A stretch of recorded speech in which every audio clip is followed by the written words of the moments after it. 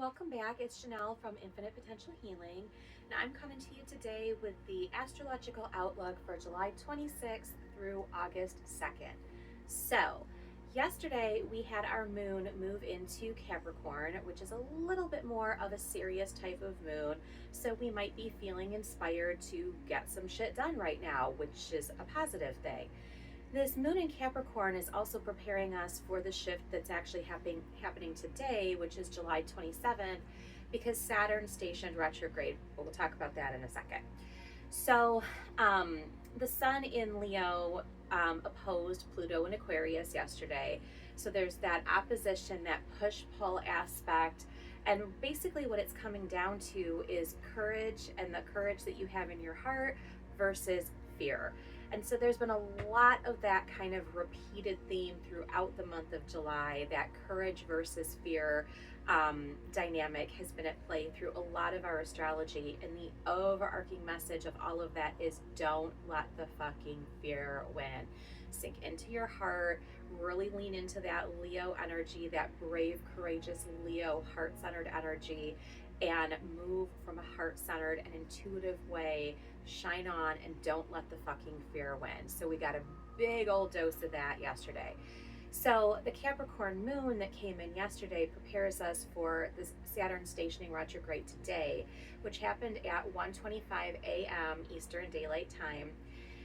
So it happened earlier this morning, and Saturn stationing retrograde is not what everybody is saying it is. I've had a lot of videos come up in my own feed, and it's just nonsense. People are just talking absolute nonsense about this particular Saturn retrograde. So Saturn will be retrograde through December 10th of this year. He retrograded at 14 degrees Aries. He's going to go back to 7 degrees Aries. So he's going to be hanging out retrograde in Aries the whole time. So the rest of this year, from a Saturnian perspective, will be a really good time to kind of consider how to reorganize your goals, how to reorganize your work schedule, how to, have your work schedule better suit you and better suit your life.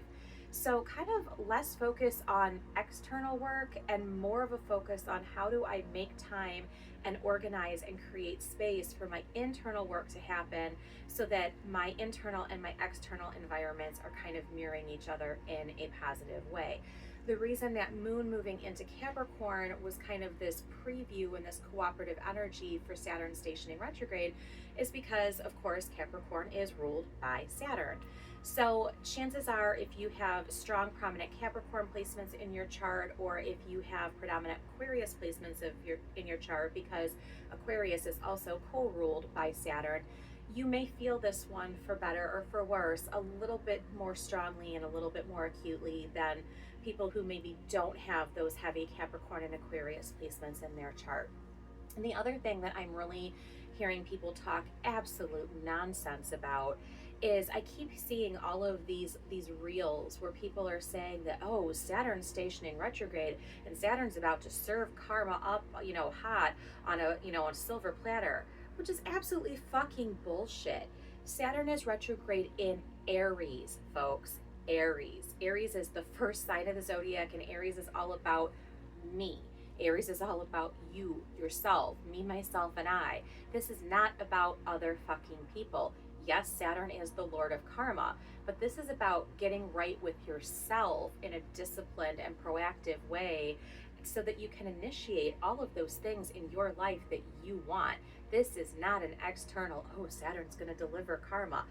I don't know where that's coming from, but I've seen a lot of really over the top, really outrageous claims about what's going to happen the second that Saturn stations retrograde. And we also know, as an outer planet, Saturn's been pulling into retrograde motion for a hot minute because he's big, he's slow, it takes him time to fucking move. So with that, we've been kind of feeling these effects.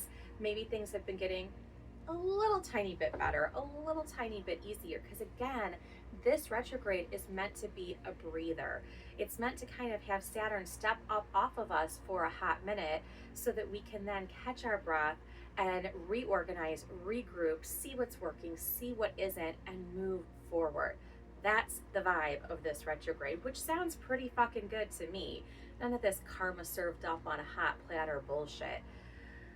Sensationalism is spectacular sometimes. All right, so the rest of the 27th, we have the sun making a sextile. The sun is, of course, in Leo, making a sextile to Uranus in Gemini.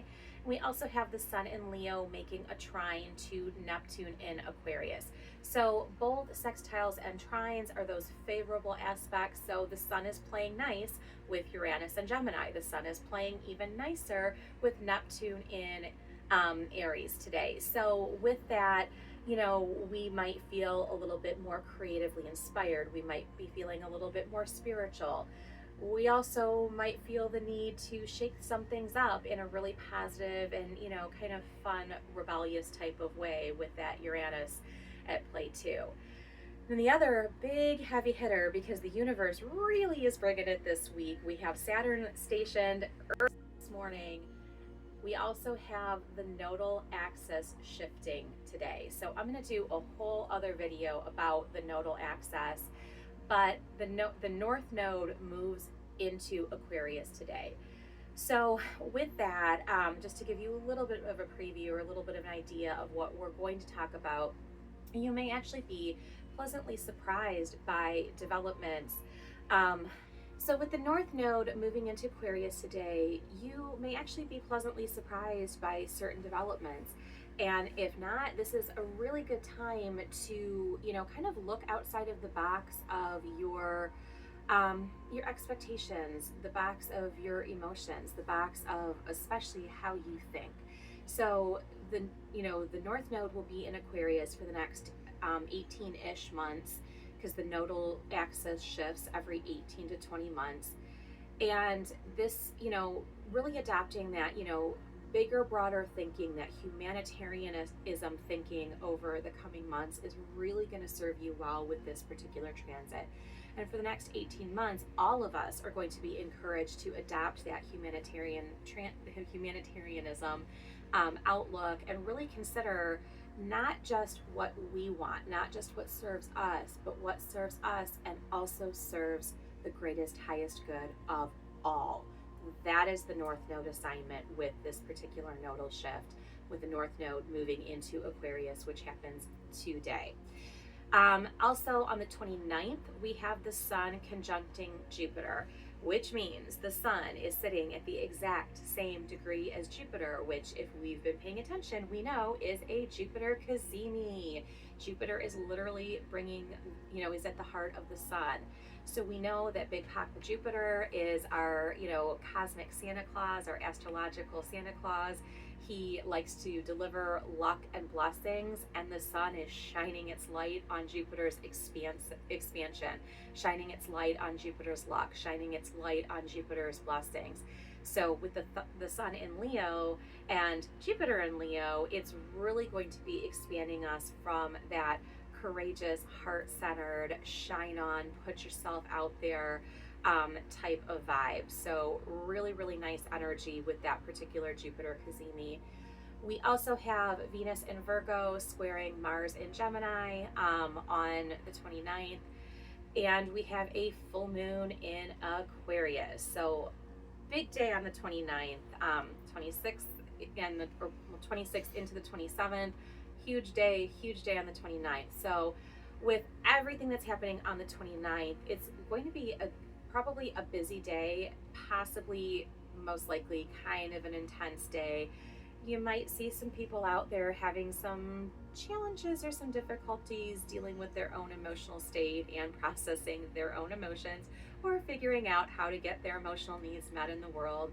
And with that, sometimes when people have those challenges, on kind of heightened emotional days like full moons, they can kind of act out a little bit. This is also a good day, or it's a day where you really want to consider the opinions of others, because if you kind of try to bulldoze people with your own opinions on the 29th, it's not going to go particularly well, and conflict can definitely arise when people feel as though their opinions are not being taken into consideration or not being heard. It's also a day, so there's that little sprinkling of extra potential for conflict on the 29th. It's also a day where a trip or a meeting may be unexpectedly significant. So, just kind of be open to whatever these transits want to bestow on you. Meet Jupiter with open arms. Really kind of make sure that you are working with others and not being, dictatorial or authoritarian with them. And, lock into maybe even thinking a little bit differently or bringing some light to how you've been thinking about your emotions or how you've been thinking about your emotional state. So, we've got huge day on the 27th today, huge day on the 29th. Then the rest of the week is actually really quiet, and it's going to need to be quiet because we have a lot that is shifting and a lot that has just shifted, and we will have a lot to process. So that is what's going on with the astrology from July 26th through August 2nd. It is going to be an interesting ride this week for sure. Lots of stuff shifting, lots of stuff to process, but also lots of great energy and lots of excitement. So buckle up and enjoy the ride, and I will see you on the other side.